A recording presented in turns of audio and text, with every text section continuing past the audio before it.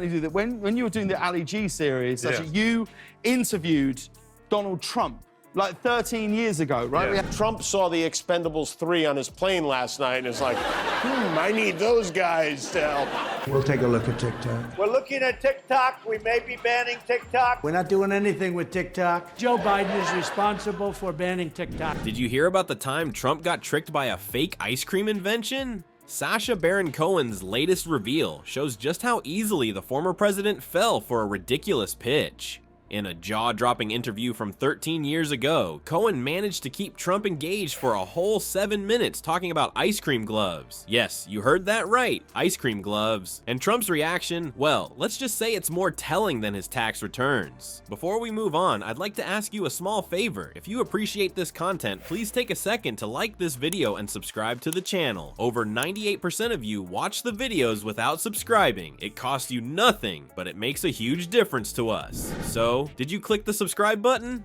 Great, thank you so much. Now, back to the video. Alright folks, gather around for the scoop on Trump's meltdown over an ice cream glove. Yeah, you heard that right. Our favorite orange-tinted tycoon got himself into a sticky situation with none other than Sacha Baron Cohen, the master of disguise. Picture this. Cohen, decked out as his alter ego, Ali G, sits down with the Donald for what's supposed to be a serious business chat. I was the first person actually to realize that he's a dick. Anyway, so... How has your life changed over the last 3 weeks? It's incredible, and we are very, very busy. The life is... And prices could go up somewhat short term, but prices will also go down. And I think the farmers are going to be helped by this very much. But instead of talking real estate or how to build a wall, Ali G starts pitching the most ridiculous invention since Trump's hairstylist, the ice cream glove. Now, you'd think a savvy businessman like Trump would smell something fishy, right? Wrong. Our genius in chief, showing off his vast dessert knowledge, declares that ice cream's big problem is that it melts. No kidding, Sherlock. Did he think it would spontaneously combust instead? But here's where it gets even better. Cohen, staying in character, acknowledges Trump's genius insight. Talk about stroking the ego of the man with the world's most fragile self-esteem. I interviewed him. I was as Ali G, who's this kind of wannabe rapper character, and I was trying to get Donald Trump to invest in this business scheme I had.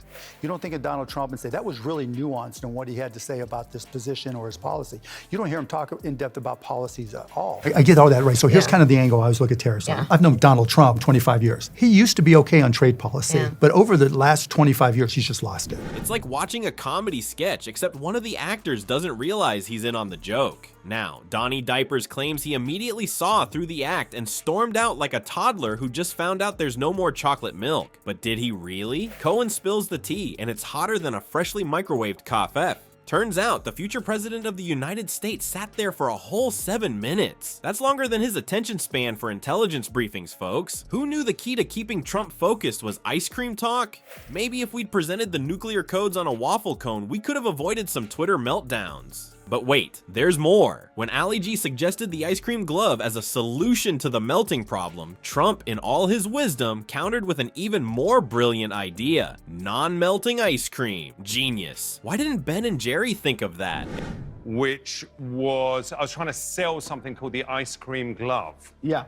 And, you know, I was like, yo, Donald, what is the most popularist thing in the world? The 14th Amendment, though, says that, quote, all persons born in the United States are citizens. Can you get around the 14th Amendment with an executive action? We're gonna have to get a change. The family, we ran 20 hours a day, every single day.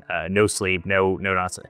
Event after event, interview after event. I mean, there was nothing more as a family we could have done, and to have the victory that we had. It's almost as groundbreaking as his idea to nuke hurricanes. Well, well, well, folks. Looks like our favorite orange menace might have rejected the ice cream glove, but he sure found another way to keep his hands busy. Yep, you guessed it. Twitter, Sacha Baron Cohen spilling the tea, and it's hotter than Trump's temper at a fact-checking convention. Cohen's not just cracking jokes this time. He's dropping some serious truth bombs about how social media accidentally created a political Frankenstein's monster. And guess who's playing the mad scientist? Twitter itself. Talk about a plot twist. So picture this.